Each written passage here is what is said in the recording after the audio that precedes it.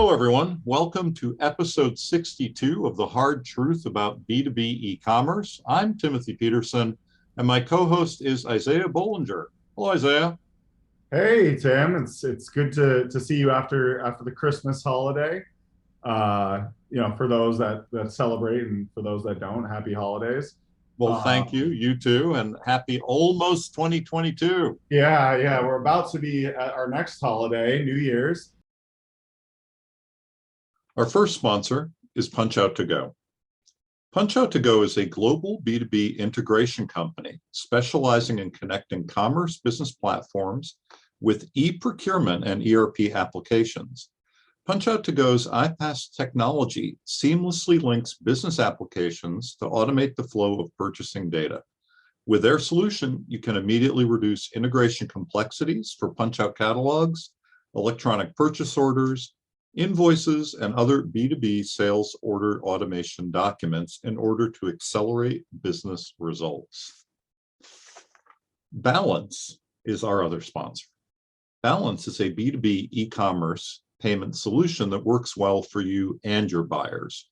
It offers a seamless one-click checkout for almost any payment method, including ACH, wire, checks, cards, even terms. It's used by leaders in B2B e-commerce, and it's as easy as buying a shirt from Amazon. Check them out at getbalance.com, book a session, and tell them what your needs are. They are the first dedicated payment platform for B2B e-commerce, 100% tailored to your needs. Thanks again to our sponsor, Balance. But we're really excited about our guest, Mark Donnigan, who has 20 plus years of technology, marketing, sales experience, kind of all over the map. And what I think is super interesting about your background is you have kind of that technical background, but also, now more and more in the marketing side of things, especially in B2B. And you've really seen that intersection between technology and marketing and sales. And that's a lot of what I want to talk to, because to be honest, I think that's where a lot of these companies that we're trying to help with this podcast struggle. So please give people a little bit more information about your background, because you've done so many things that I don't want to highlight the wrong thing. Sure. Well, first of all, thank you for having me on. It's great to be here. Always love talking about marketing, but really I like talking about business, and so I'll get to kind of my background, how I got to where I am today. But I just believe that the greatest place to be right now, if you really want to have an impact in really any company, regardless of the industry, the sector, is in marketing, because the strategies that get deployed and the tactics that are available to us are can be transformational to a business. And, certainly you need execution on the product side, on the engineering, on sales, on revenue. So it's not to say that, the entire company is really only going to be driven by marketing, but it's just a great place to be. So I'm really happy to talk about it.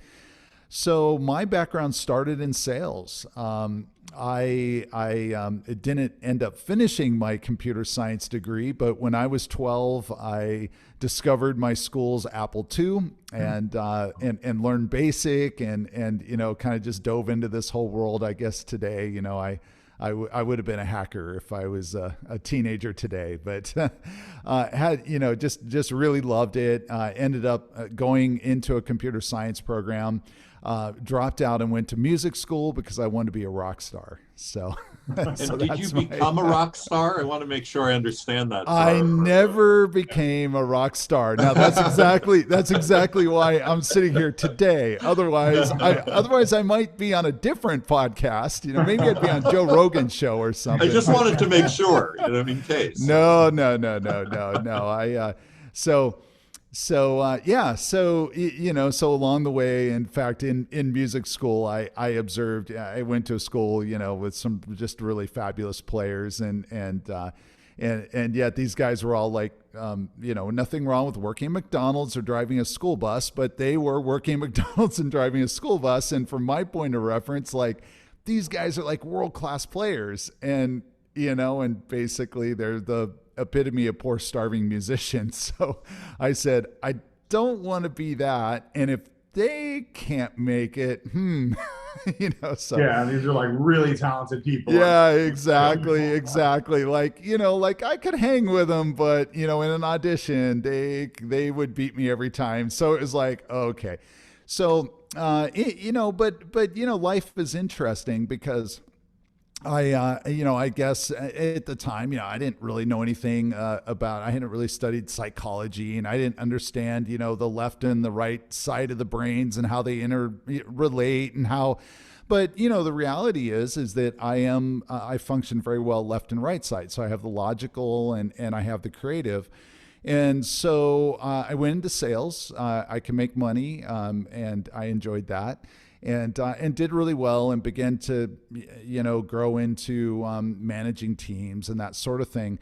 And along the way, I just really by necessity found that I was taking control of marketing. Initially for me as an individual contributor, and then eventually it's kind of like I had marketing resources matrixed into me, for my sales team, et cetera. Probably about, I guess, 10 years into this sales journey, I again, you stumble upon and you just realize like, wow, when you get involved in the strategy side of the business, like, okay, it's one thing to go out and win the deal, and that's great and that's important, but it's one and done, right? So you close that big deal, but what have you done for me lately?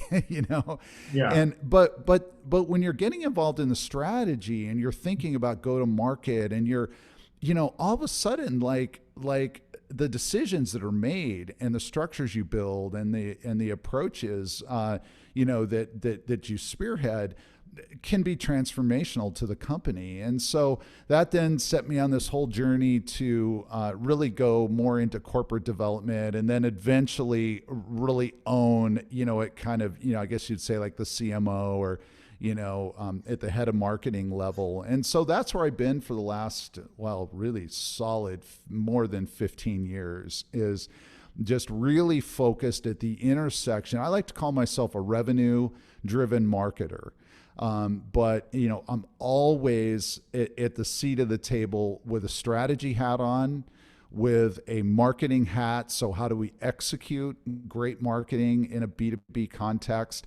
And then there is always a revenue motivation behind just I can't, for me, like quote unquote brand is often set in the context like, oh, it's a branding exercise. Oh, hey, we went to that show. Yeah, we didn't get any leads, but it was great for our brand. It's like, I can't even comprehend that line of thinking.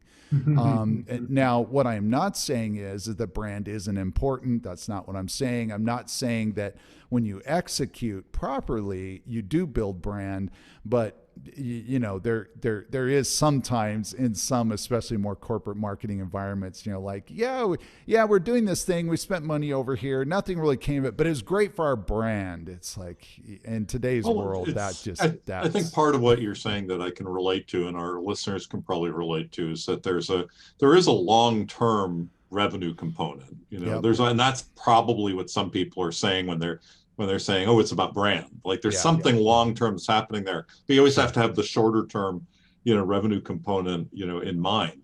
What are we making money on today? What's happening today? Where are the customers coming from today? I think where you're getting at is a lot of times they're spending way too much money on those things, right? And that the ROI isn't there. But exactly. Here's just, I'm just curious to hear your thought, but like, I post a lot on LinkedIn. It's hard to measure the value of a LinkedIn profile.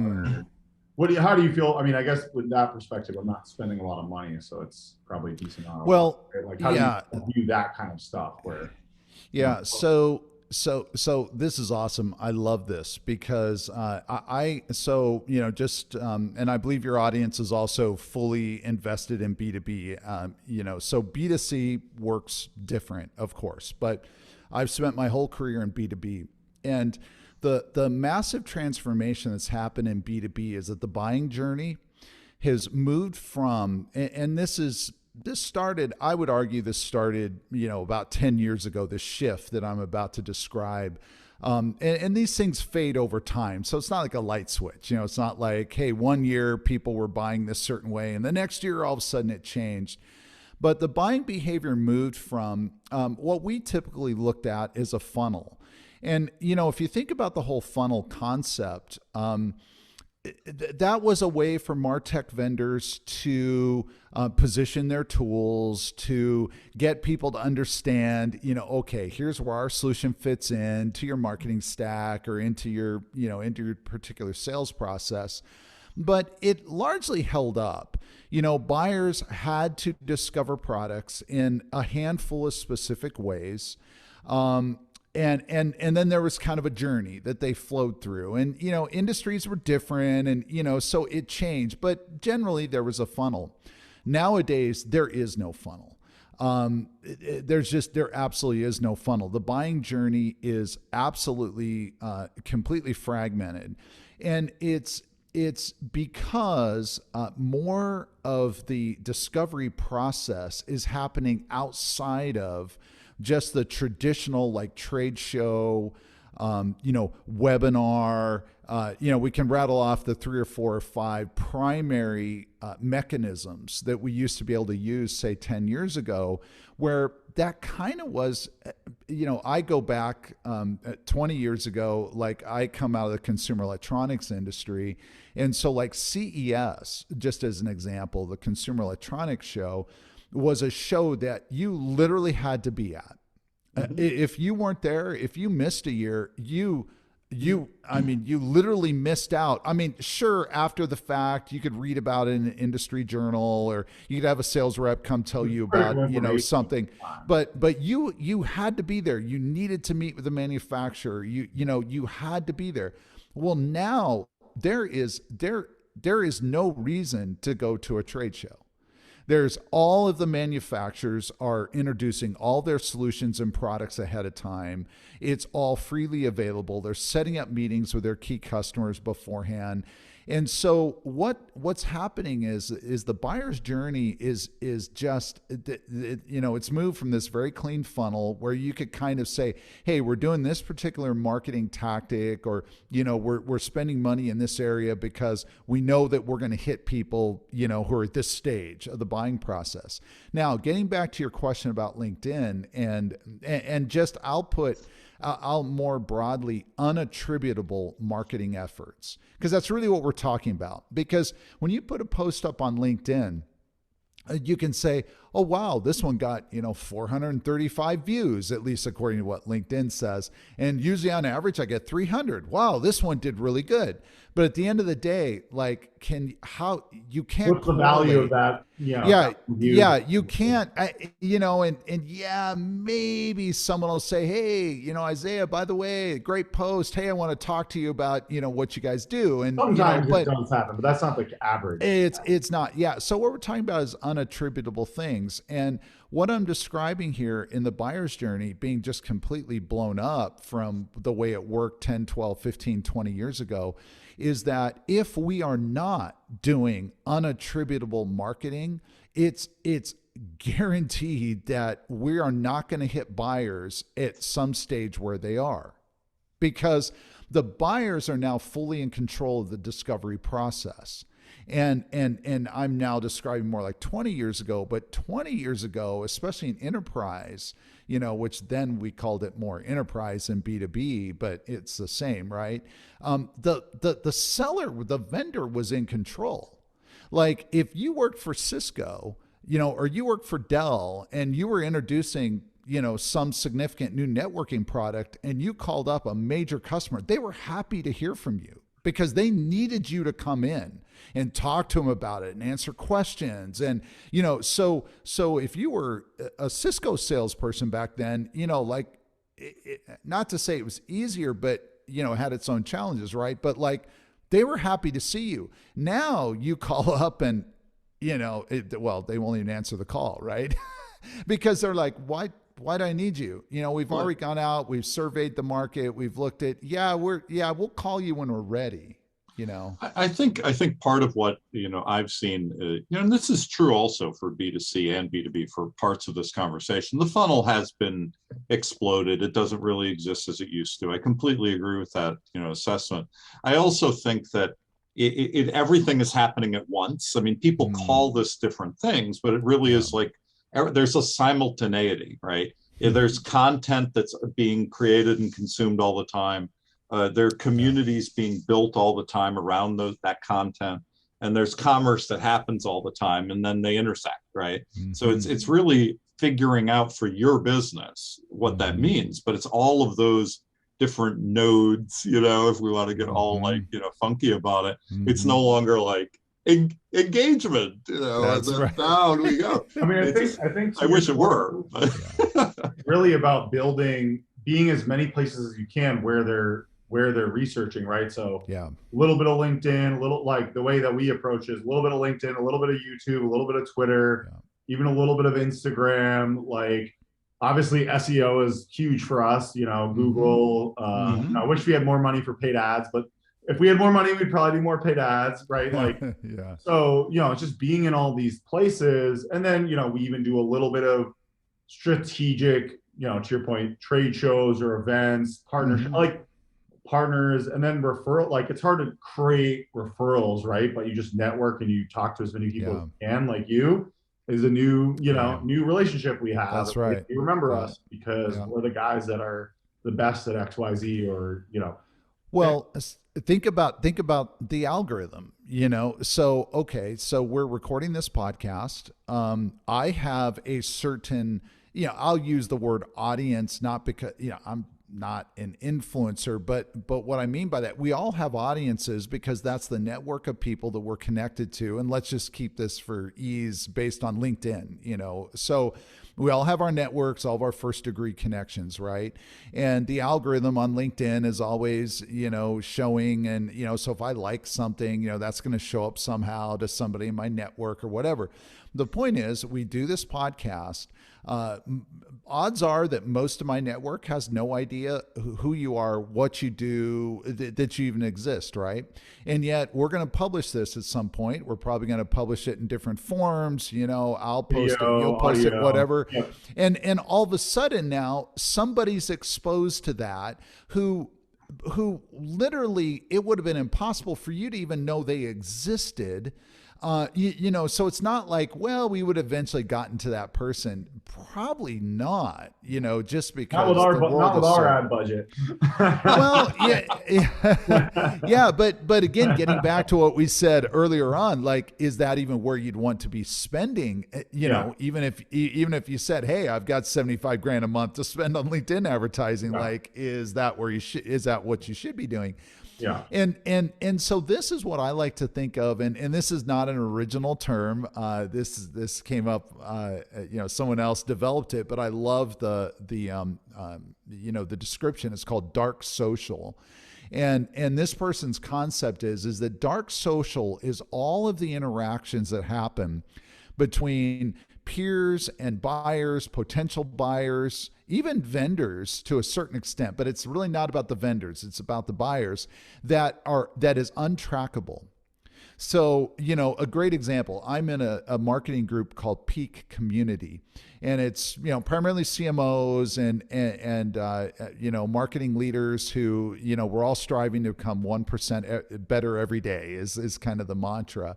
Really, really awesome, world-class group. Well, inside that group, every day there's conversations about, hey, what tool are you using here? Hey, what are you? Well, none of that's attributable. None of those vendors are in there. Nobody even knows their brand's being talked about. And yet I just know by the nature that I have contributed to discussions around CRM and marketing automation platforms where people said, wow, I'm going to make sure that I go get a demo of that before we pull the trigger on this other thing. Now, I have no idea if they bought, but you know what? That's how B2B decisions are being driven today, by and large. Well, they will. I think they will get attributed. They'll get incorrectly attributed. So that guy goes and does a demo because he Googles them and they're like, it's SEO. It's SEO. Or SEO Oh, is killing it. And it's you're like, bang on. You're bang on. And it's like, no, it came from some guy in a community, or, a collection of people that, eventually you keep hearing the same brand or the same enough. And you're like, okay, I definitely need to check these people out. I think what you've just pointed out though is how things have matured with sort of the influencer / creator community and how people attribute, because the communities that they create, now you attribute to them when something happens, right? And so when you're talking about peak and what occurs there, it's an influencer creator community essentially, and to borrow from B2C really about how you're attributing these things now. So it doesn't need to be one-to-one. It could be one-to-many or one-to-group or one-to-community. Well, that's what I think. There's a guy, Chris Walker, who's done a great job on. Chris Walker is the one that coined the dark social. Yeah, that's who I was referencing. On LinkedIn, especially, and and I don't necessarily think this is going to work 100%, but it's like, what's the most influential channel, right? Like, how did you hear about us? Like, it might be, a lot of times it's 10 different ways, and eventually you hit the tipping point, right? Like, we had potentially one of our biggest opportunities for a product we've been developing for 3.5 years. And it's finally getting to that tipping point where like a major opportunity came to us, and they had listened to our webinar like almost like a year ago. So it's like they had known about us for a long time, but then eventually finally got to a point where they decided they were like actually going to reach out to us and take us seriously for this product. That's right. Right. Yeah, that's right. What do I attribute that to? Like, I don't, was it the webinar? Was it like over time? Like, they've probably seen us many times. One thing too, and I'm not sure there's a term that's been coined for it yet, but there is sort of a cross-platform effect that occurs right now too, because a lot of people know influencers on LinkedIn, like Luke Matthews. Luke is wonderful. I love Luke. We've met. He's great, right? But Luke is interesting because he goes back and forth across different platforms for his clients. So he's on DSO and Discord and Entree and Bizfluence and all these places that a lot of people don't know about even, right? They don't even know they exist. But what'll happen is he'll be out on Discord and people say, "Oh, you're the guy that I remember from from Clubhouse when you had that room a while back, and then you're over here." So it's like the accumulative effect, that you're having of all of these different platforms. Gary Vee is like the master of that, right? We could talk a lot about Gary. He's quite something. He says the same thing over and over, but it works, right? Like, he does. Well, he is just a content engine.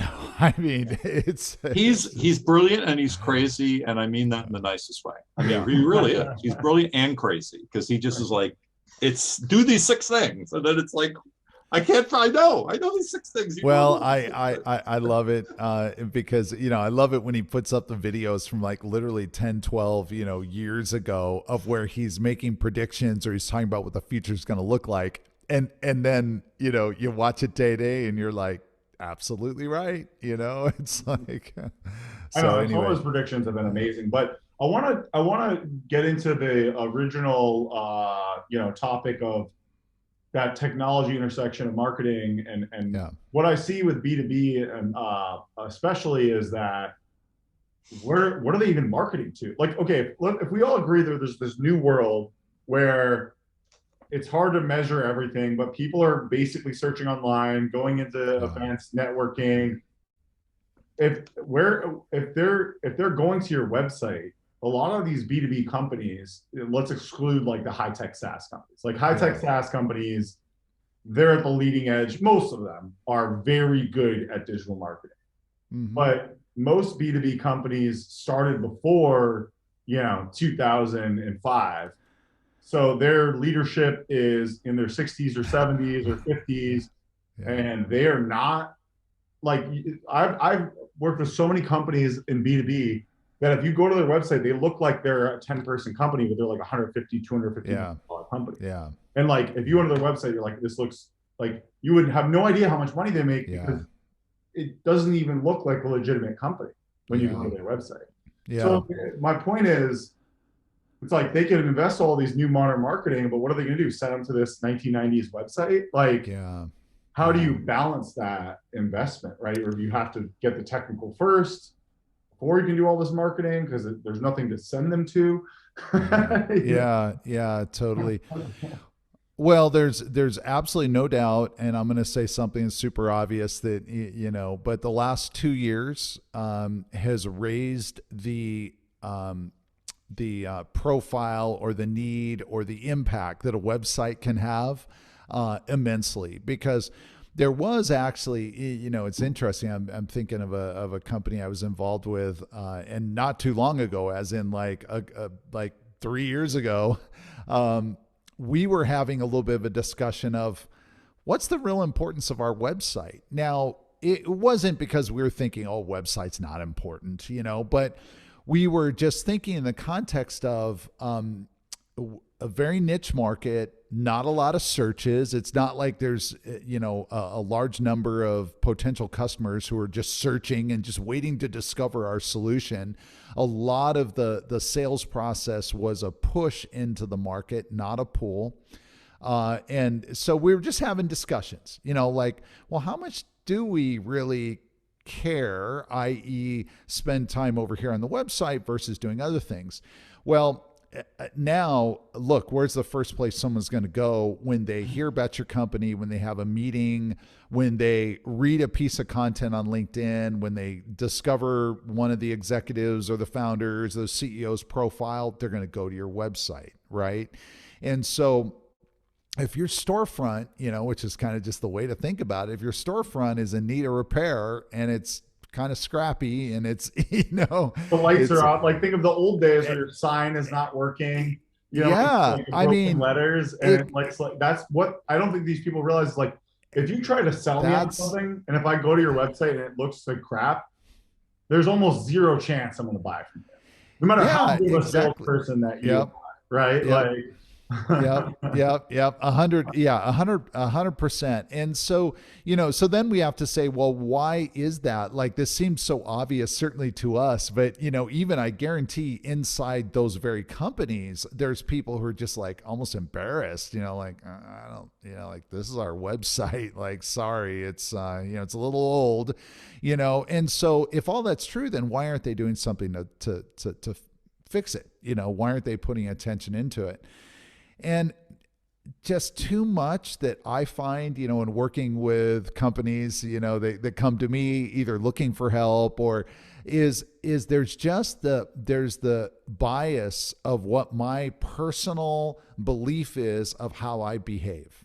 So I can tell you that, I was working with someone not too long ago where the chairman's like, oh, I would never do.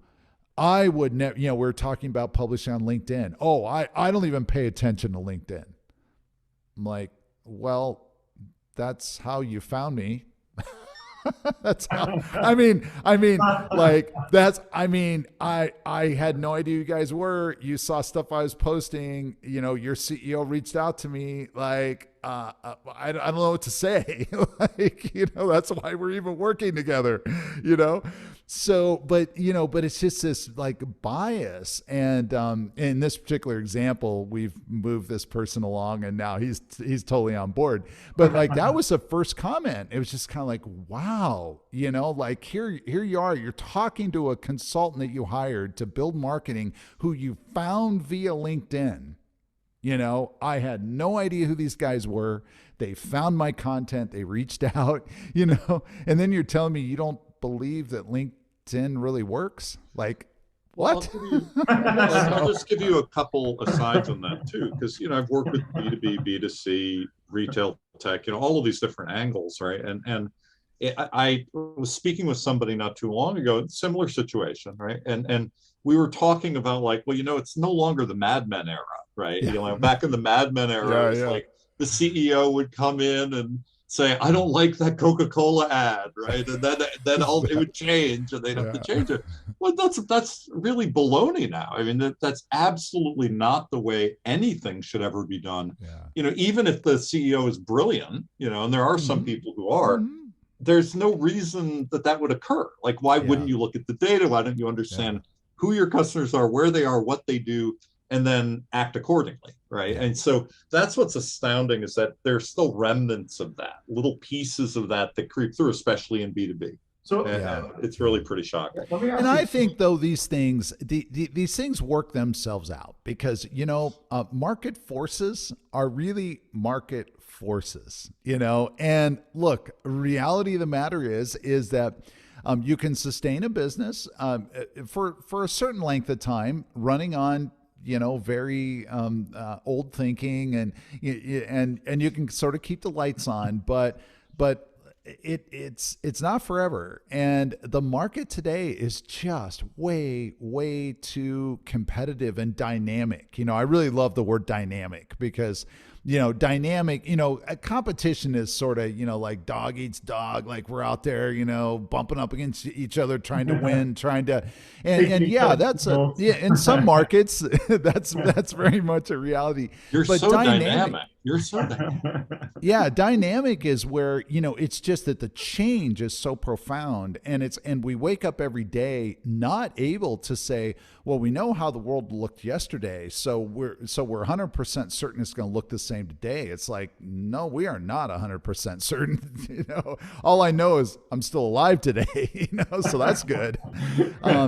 So I think that, these things, they do work themselves out. And what I have just learned in my own, even as a consultant and just is that there are some companies that I just can't work with. There's some companies I very much want to, because I know I can help them, but I just can't work with. Like if somebody just can't, in air quotes, get it, I have to move on, and I do. And so one of the secrets just in my own, just out there working, and this is maybe a tip for, even employees, if someone's listening and they're kind of frustrated, like, yeah, my company doesn't get it, go find another company to work for.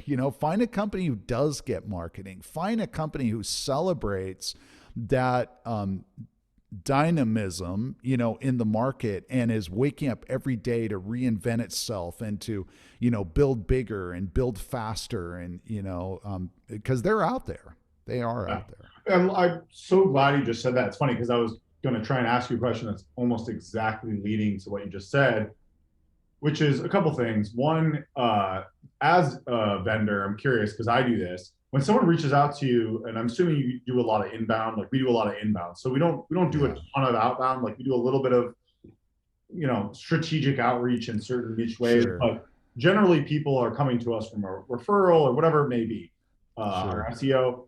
The first thing I do is I look at their website and their LinkedIn profile, company profile, and to your point, if they don't get it, if it's a really bad, and in some cases it's really bad for a reason, but if it's so bad, I'm like, man, like the amount of work we're going to have to do is so much money, and then they only have a quarter of the budget that we're going to need to really get them to the next level. It's like they just don't get it. I'm just curious, do you do that? It's like I'm almost evaluating them as 100%. If they're selling me, Yeah.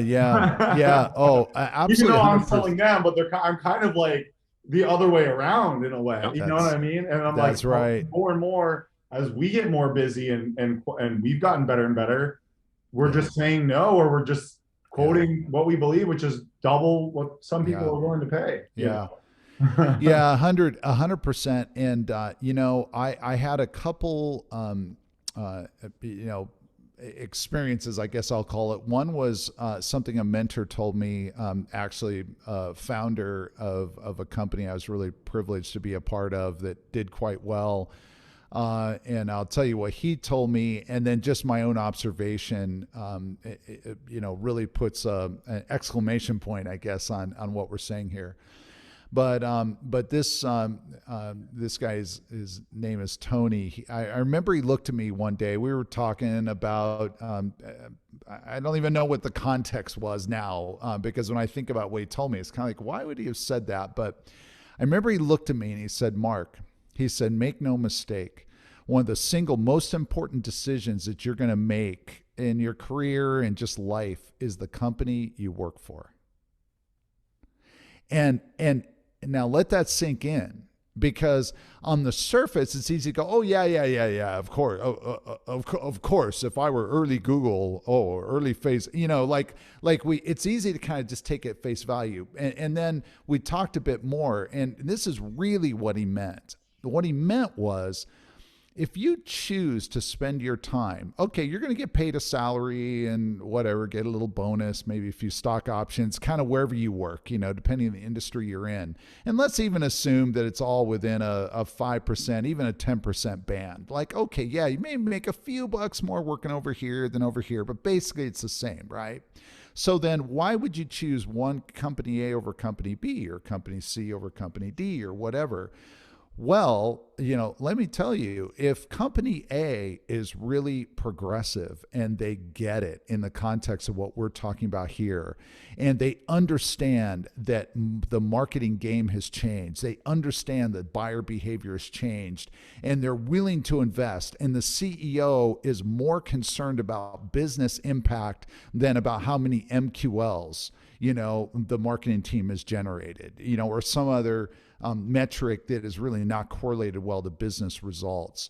Let me tell you, as a marketer or as a revenue leader or whatever your function is, you will be more successful. And you will then be able to take that experience, because the company's going to be more successful or have better odds of being successful, and parlay that into the next job and the next job, and versus putting the exact same energy and time into company B, where you're always justifying why you're continuing to do LinkedIn because I'm not seeing the results. We haven't gotten any leads off LinkedIn. Oh, the ebook downloads are down. Why are we going to that trade show? We didn't get any leads out of that. We already knew all the people we met there. Yeah. Where do you want to be? And so that's something that I think we're really hitting at is. No, I think that's also another takeaway for our listeners. I mean, I feel like the best of our episodes, our listeners have told us there's always 3 or 4 or 5 takeaways, and that's another good one. I really have to say thank you for that. I did want to veer off into one other topic that we had talked about before we started recording this podcast, and that has to do with the metaverse, and really about metaverse. Things that are kind of on the verge or about to happen, or the next few years. So let's just talk about that for a few minutes and say, well, what should B2B, what should people be thinking about connected to the metaverse today? Like, I hear about it, I have a concept of what it is, people have approached me about it. What should we be thinking about it today? I love it. It's the metaverse. It is going to be a thing. No, I don't know when it's going to be a thing. No, I don't even know what prediction for us. I don't even know what this thing is going to be exactly. No, all kidding and joking aside. I think if we zoom out, there's a good framework that I like to use when something that is clearly in the future is coming into focus, and yet we don't have clarity around what that is. And the way that, getting really practical about the metaverse is that I think that there's going to be, at least early on, too many people who dismiss it.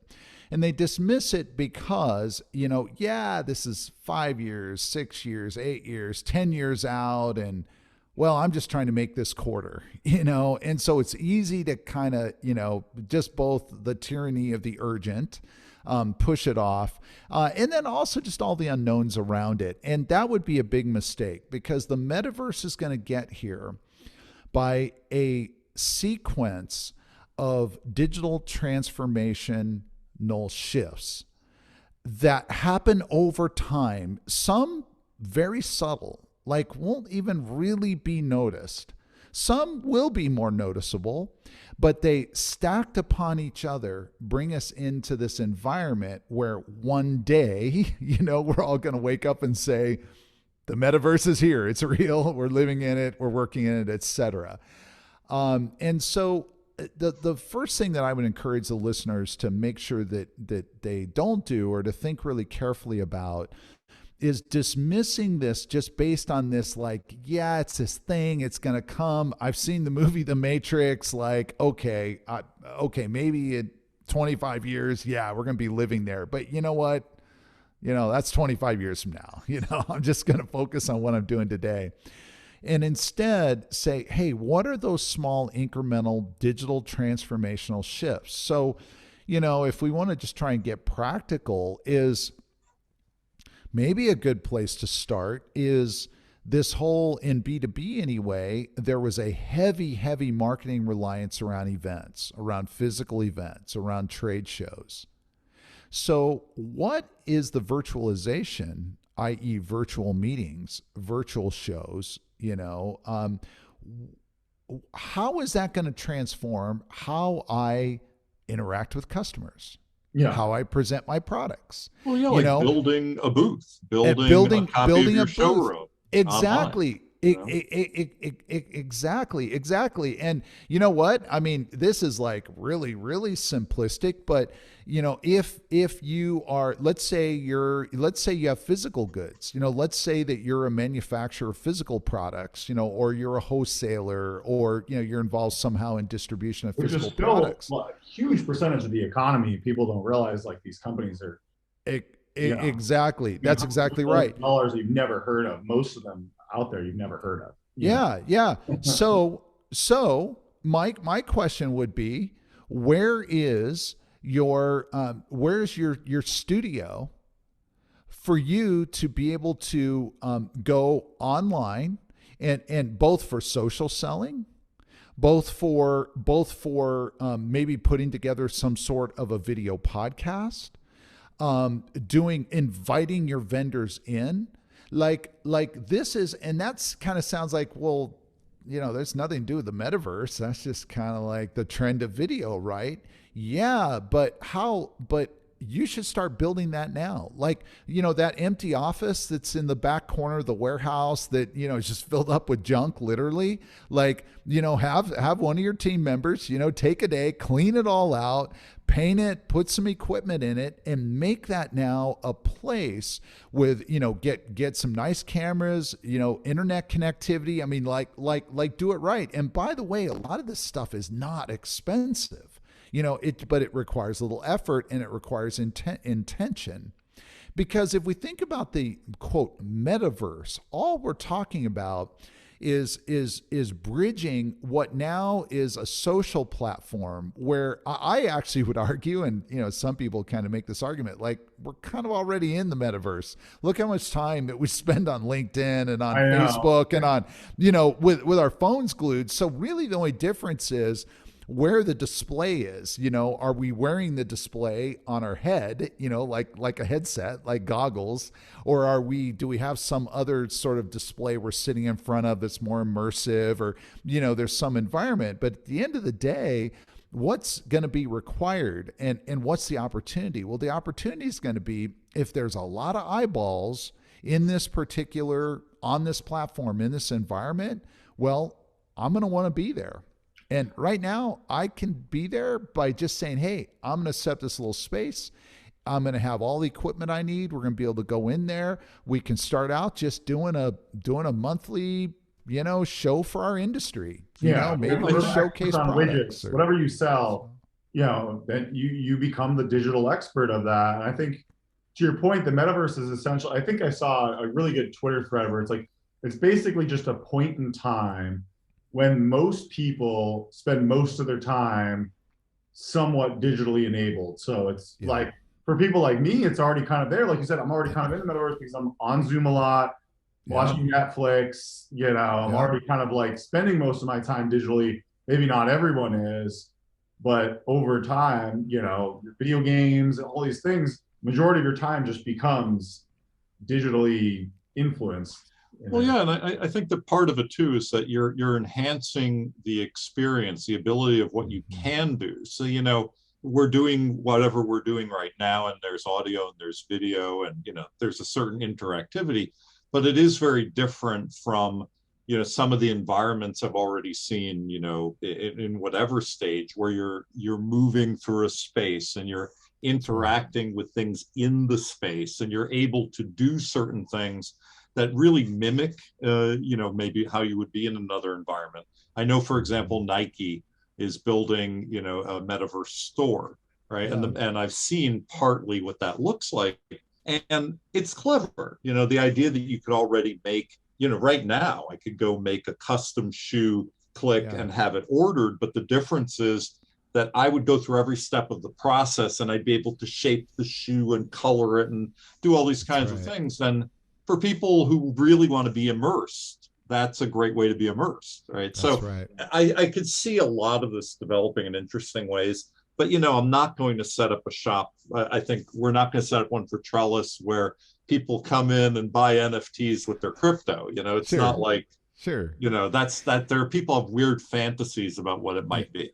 Yeah. Yeah. And that's the mistake though. And I think that's the caution for the listener is that a lot of the conversation is around, the NFTs and, like you say, all these kind of super exotic and a little bit unusual or weird even use cases that for the average person, they're just like, well, I don't even know what to think of that. Like, that's just bizarre. I would never do that. And they probably wouldn't. Right. But the problem is it's a little bit throwing the baby out with the bathwater, like, so we hear that and then it's like, oh yeah, it's a metaverse thing.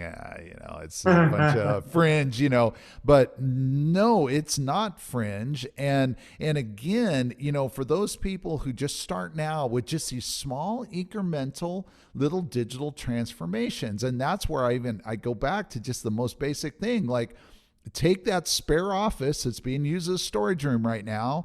And look, you're doing Zoom and other things anyway. So it's going to get used. Let's say the metaverse never comes. Well, guess what? Having a little place that you can produce videos and you can do a high quality video conference and, that sort of thing that's a good investment. It's not very expensive. So go do that. Go do that. And then if you start enabling your team and depending how big the company is and what the resources are, there's probably somebody inside the company. And by the way, it's probably not someone in marketing. It's probably somebody in the product team. It might even be an engineer who's a creator at nights, nights and weekends for some hobby or something they do. And you say, hey, we saw that you're doing this thing over here. Would you be interested in doing something for us, for the industry? And all of a sudden this person's like, and they're bringing this high quality production and they're bringing these creative ideas. Right? Like they're the leading expert potentially. Absolutely. Yeah. One of the goals that these companies have are these guys that no one knows exists. Yeah. Because they're the ones working on the product and they barely ever talk to the customer. Yeah. So, if you can find the right people, and that's something we struggle with though, is just getting them to have the time to do that. I think that's enabling them to have the time finding those people that are willing. You have to be dedicated to the to the task from the perspective that management has to say, hey, we agree and we're committed to this being a good investment, so. Yeah. And that's also why employees, generally speaking, don't take the initiative to step up because maybe they've tried one time and either got slapped back down or they're kind of like, oh, yeah, that'd be cool if you do that. But make sure you do everything else that's on your plate. And it's kind of like, well, I'm already overworked. You either need to give them a raise or some sort of crazy bonus or something that's going to make it worthwhile. But if you're just like, hey, now you have 20% more work. Yeah. Why would they do that for no, with no extra pay or no time off or, Yeah, I think you've nailed the problem there, right? It's like figuring out culturally how to. So I'd love to get into that practical advice. So what would you, aside from kind of setting up, I love the idea of setting up like a little studio because you're right. I mean, first of all, everyone has extra office space. Like you can't tell me that there's any company out there, assuming that they weren't remote first. Sure. Probably, and we do. We have extra office space. Yeah. Like we could be doing more with video in our own office. It's something we talk about all the time. We're like, we basically just turn one of our like empty offices into a studio, right? Like exactly. You only need like an 8x10 room. I mean, really, like 80 square feet is all you need, and even that camera and like the audio. This stuff is like a couple $100 nowadays. Yeah. Like, you don't need to spend like 20 grand on it. Yeah. Some lights. And a green screen behind you, and you're done. A company I know, they did a 24/7 live stream in their empty office during COVID, which I thought was amazing. It was just such a clever idea. It's like, what? why not? I'm going to take a look and see if a bird's going by that window, right? It's just Yeah. such a funny idea that Yeah. even that can engage people. Yeah. Yeah. So where else would you advise? Let's say a company's like, all right, we get it, things have changed, but what do they even do? Like, do you go find Mark Donnigan, or find you and you Yep. hire an expert? Do you do an internal kind of like status quo check? What's your advice for someone that doesn't matter where they are? Let's just say they're not the leader. Like, they're clearly Yeah. not the leader. Yeah. So it's like, Sure, all right, sure. we have a gap. We're not Sure. the leader. We're not Facebook. We're not, the leading Yeah. SaaS in our category. Just most companies, right? Most Yeah. companies. Exactly. Yeah. Right? Absolutely. It's a great question, and here is why so many of these content, we used to call it or think about it as like content marketing, right? But why content marketing strategies would get started and then be killed like 3 months later is because it generally wasn't because, they weren't able to produce the content or the content was so bad. Oftentimes content was great. They either, maybe they hired a firm, maybe they hired somebody, maybe the existing team. It doesn't matter how they did it. The reason why they kill it, or why it quote unquote failed, although in most cases, if they just kept doing it, it would have succeeded. But is because, if you build it, they will come does not work ever in anything.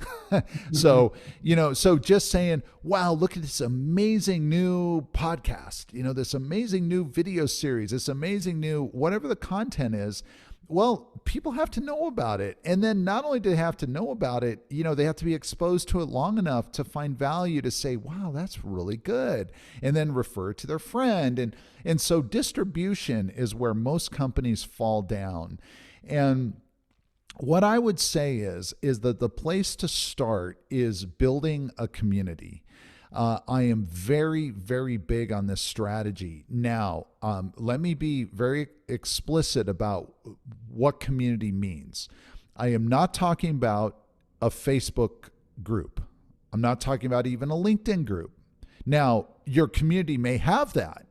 Okay, so again, but a lot of people hear, everybody's telling me I need to start a Facebook group for our industry. Mm-hmm. Like, no, that's the absolute worst. Like, why would anybody want to come to we have a Facebook group, for whatever. Yeah.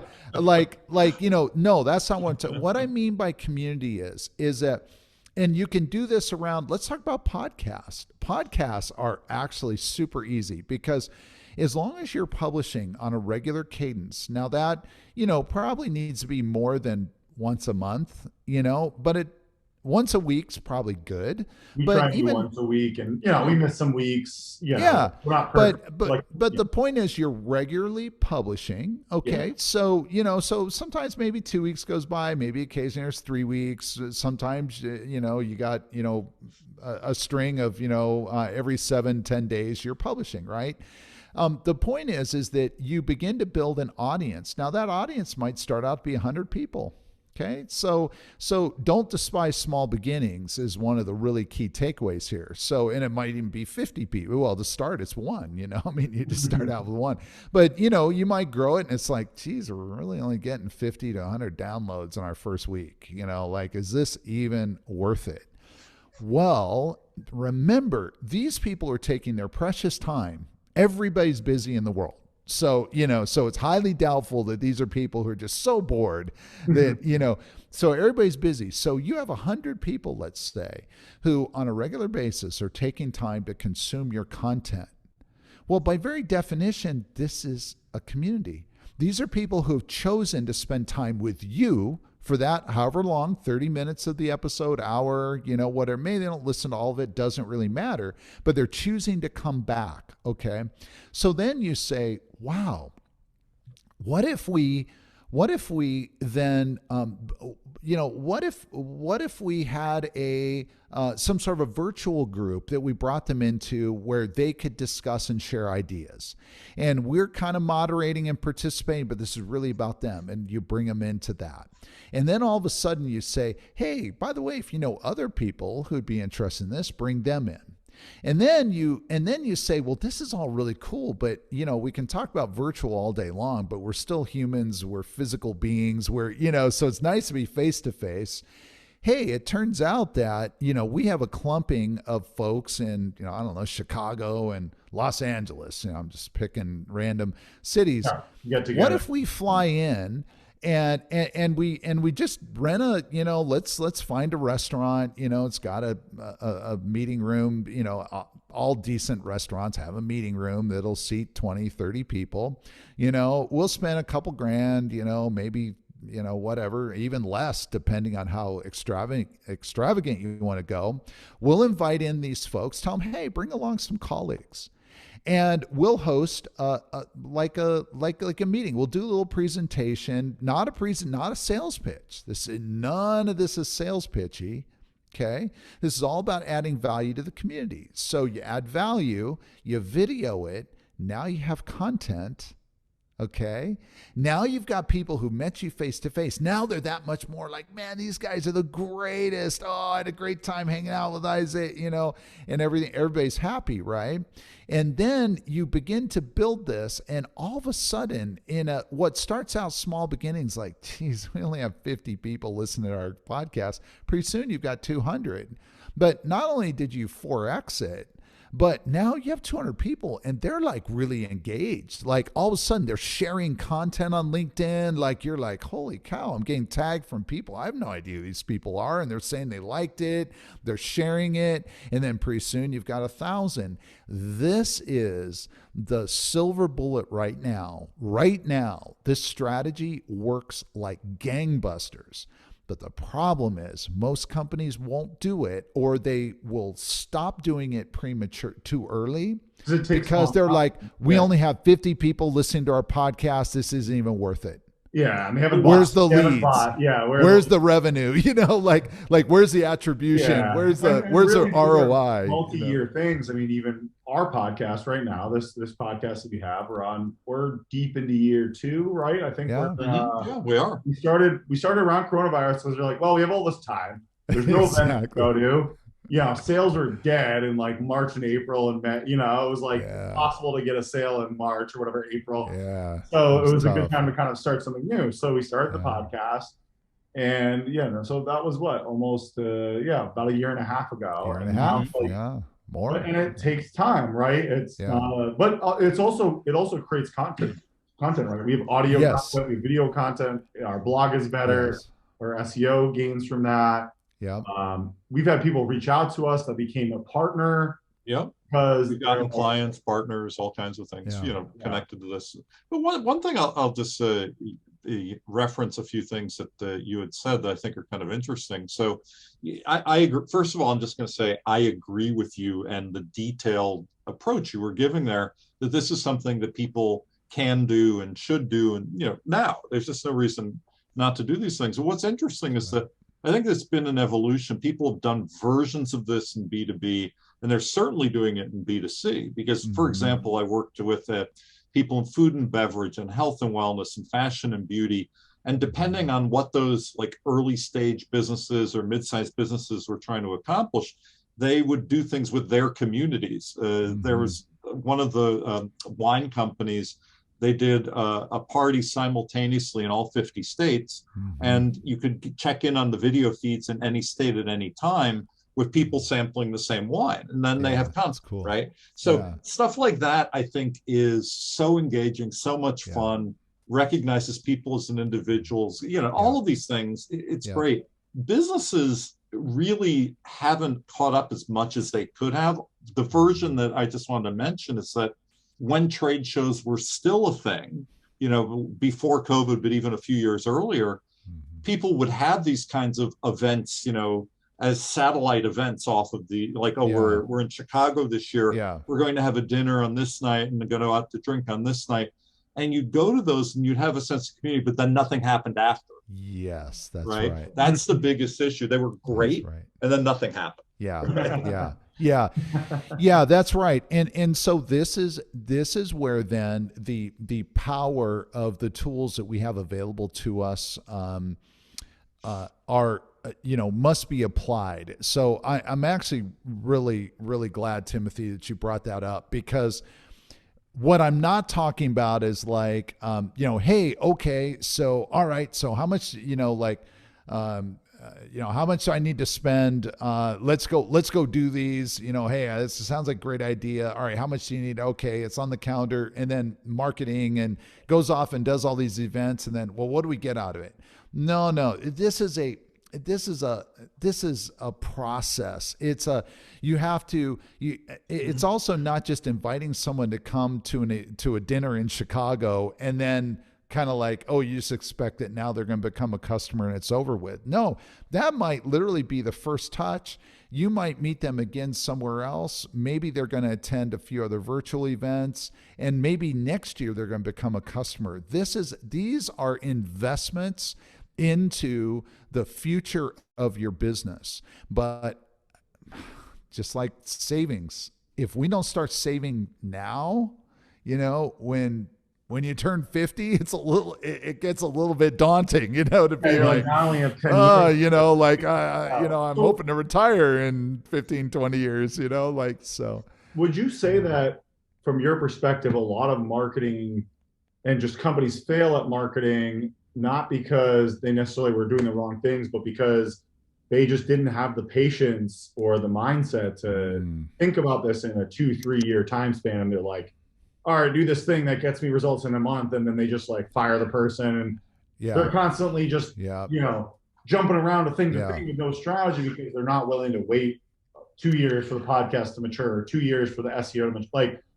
And they just don't have. Is it a lack of leadership, or you think people just have too quick horizons on? These are owned by companies that have these little horizons that they want to get their ROI in a couple of years to sell the company, or like, what do you think is driving this? Just short term? Boy, you know what? In my observation, there's shared responsibility for the failure on the chief executive side and on the marketing head. Let me explain why it's shared responsibility. So, and I'll start with the marketing head. The natural thought process might be, well, yeah, of course, the CMO or VP of marketing failed, so of course they should be fired. So yeah, I mean, that's like they failed, right? Well, what you just said is actually true. In a lot of cases, the execution, so the quality of the marketing campaigns, in other words, the tactics behind what they were doing in marketing was actually right and was good. So you look at the website and it's actually really good. You look at the messaging and wow, it's on point. You look at their comm strategy, their PR, and it's kind of like, they've got that base covered fairly well. So then, but why did marketing fail? Well, marketing failed in what I've observed in a lot of cases because the marketer, one of a couple things, either did not know the buyer and did not understand how the buyer actually buys. So they were executing wonderful campaigns. The problem is the buyer didn't care about the things that they were saying, or the buyer isn't in those places that they were investing in. Okay. So that becomes then the fault of the marketing leader for not being an ecosystem expert. One of the things that I learned just early on, I learned this in my sales career. And I started, when I was 20, I'm like computer science and music. And yet at night I was reading Zig Ziglar, the famous sales trainer. I immersed myself in the art of the sale. And I got to a point where I realized, you know what? I don't need more sales training. I already have every script down. I know every trick. I need to learn the industry.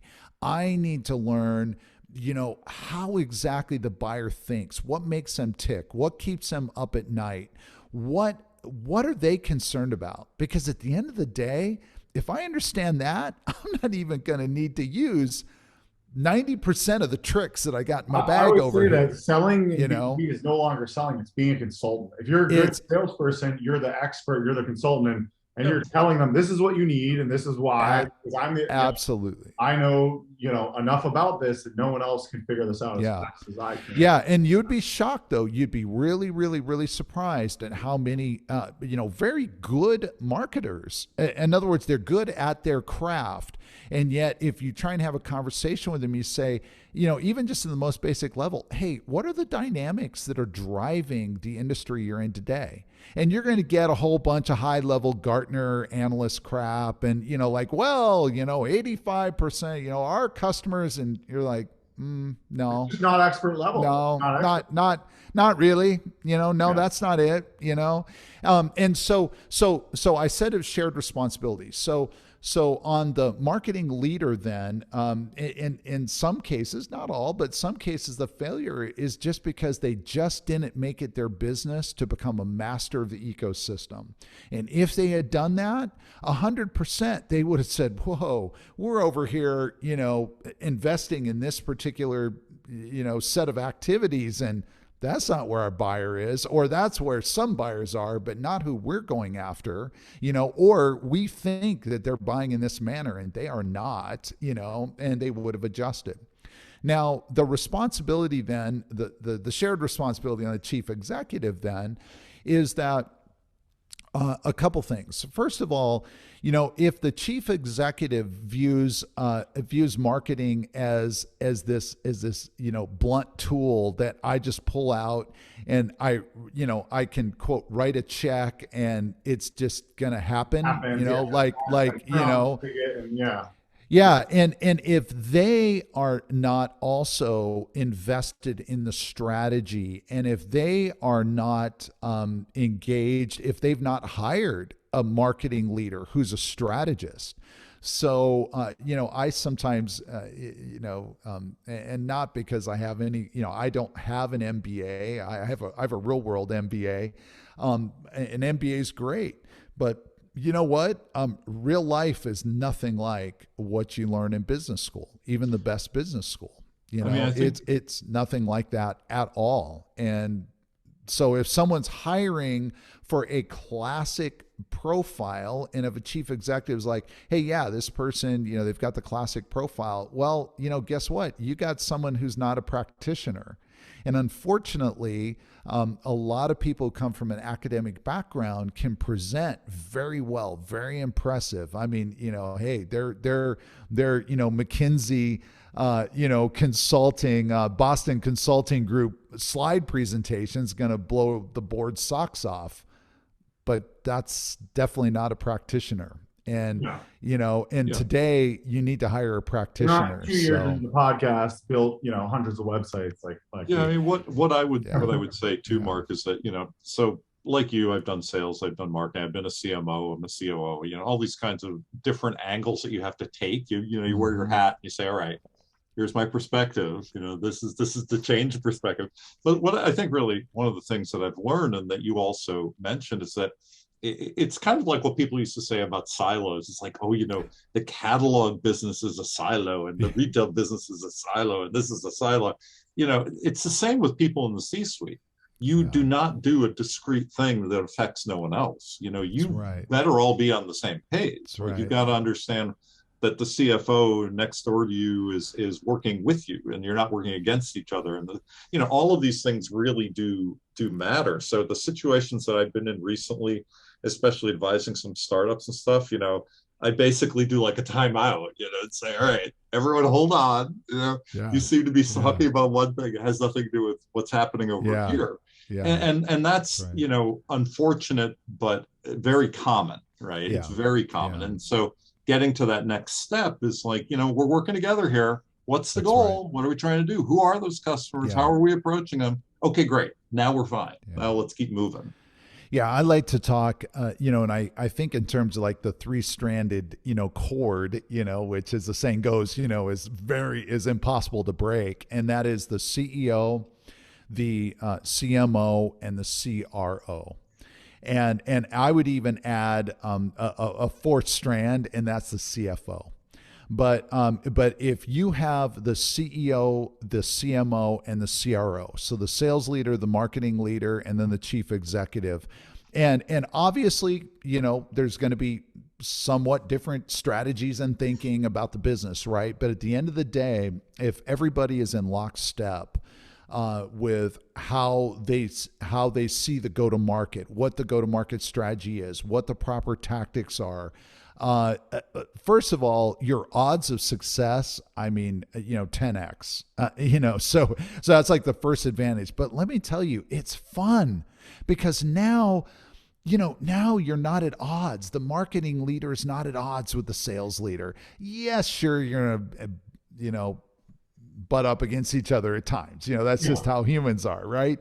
But the classic, marketing is always, trying to sort of point the finger at sales and sales back at marketing and all that. Those are over. You don't have that. And now you're rowing in the same direction. And then when the business is building and it's growing and great things are happening, that's fun. And we should all be striving for that. And I hear too many stories of people who are not in fun environments. Yeah, they're just fighting with their own. Would you say that from your experience, and that many B2B organizations, they lean too far? I know a lot of CEOs are very sales driven, salespeople. Yeah. And then the sales leader, some of these B2B organizations do not have a CMO or a legitimate marketing leader, or it's some guy that became, in the marketing, but he has no authority and he is so low level, not a category leader, like you said, in the industry. Do you feel that a lot of these B2B companies, especially, I'm not talking about the newer SaaS companies that are a little more forward-thinking. The older legacy companies, you feel like they're still too sales oriented, like traditional trade show, cold call? Is that where some of this is happening? And they just the CMO or doesn't even exist, or there's no one there to really, they don't have an equal seat at the table. So that trio is very much exactly. It's a good point. And the reason why I love that 3-stranded cord is, and it is true, in a lot of companies, especially privately held, especially where, the CEO is the founder and built it from the beginning and started in their garage and, kind of the real traditional, sort of story, right? A lot of times they are the quintessential sale. They're probably, even to this day, they could be a $50 million business and they're basically the chief salesperson, still to this day, 25 years later, and they're still out, making the calls and closing. They're the main expert. They know the industry, and they're and everybody knows them, and and so it's not. A zebra can't change its stripes, so it's not that like, stop selling and start becoming a marketer. No. But you're not going to be as strong if you have, even if that person has a really strong support person who's helping them shoulder sales, so they kind of have a sales leader. If they don't have a marketing leader there, you know what? There's the whole organization is not as strong, and there's extra stress somewhere. So it could be. We're still doing the revenue, but guess what? Our margins are shrinking because we're not showing the market our value. And so we're only able to compete on price. And at the end of every quarter, to make our number, we're cutting deals, What the way I usually kind of summarize that thought is I say that, if you're really a great CMO, you're a community builder internally as well. Right. And so you're building community, you're working on, everything that needs to happen and all the groups that need to connect in the right ways to get, the vision of the company to move forward. So it's not just about like, where are the communities outside and how do I build them? Right. Yeah. So you're marketing internally and externally. And I'm a big proponent of being aware of that. And not assuming like, oh, well, we're a small enough company, everybody understands what we're doing. Even when you're 50 people, or 40 people, like, let me tell you, not everybody understands. And when you get to 100 or 200, and even bigger than that, most people don't actually understand what's really going on, or their view or their perception, of what the company even does. Little thing. Yeah. They're in their little little Yeah. cube, and they don't see the big picture. And I think Yep. what Yep. we're getting to that point where almost 100 people. It's like you start to realize that getting internal alignment becomes really difficult because you got this department and that department. You can't just like do something and then Yeah. you got to get everyone on board and then them to adopt a new change, and it becomes bigger and bigger once like you said, when you get to that 100, 200, once you're in 1,000+ person. I mean, it gets even harder and harder, right? And it becomes Well, this has been battle. this has been excellent. I think I think I speak for both of us. I wouldn't mind having you back for another episode eventually. Definitely. Let's do Catching it. up on some other topics. It's been really great having you here on the Hard Truth About B2B